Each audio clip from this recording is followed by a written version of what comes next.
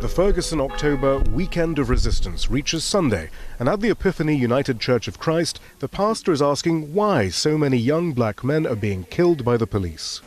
Shall we just call it us?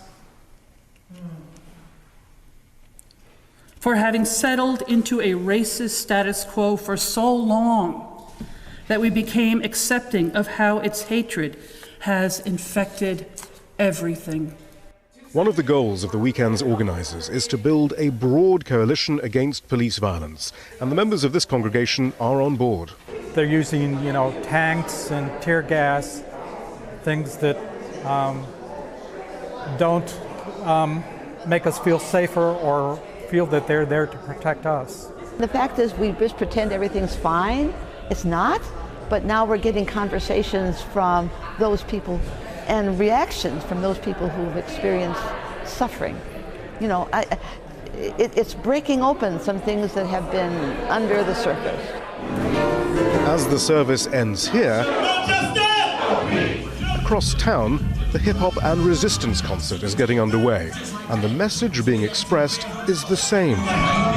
Taff Poe is one of the organizers of the Weekend of Resistance. He says the diversity of those outraged by Michael Brown's killing is often ignored.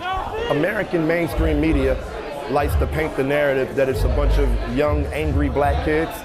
But when you touch down on the ground, you quickly learn that it's kind of different.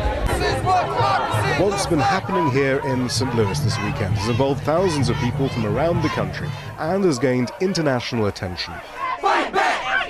Fight back! But it all began as people began to gather outside Ferguson police station after Michael Brown was killed. So we all stepped out into the middle of the street, and a lot of people looked at us like that was a really radical thing to do.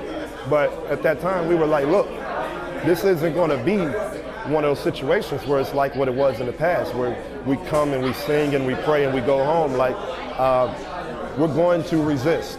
There is still anger here at the killing of Michael Brown and the investigation that followed. But the events this weekend in St. Louis are not just about short-term justice, but long-term change. Shihab Rattansi, Al Jazeera, St. Louis.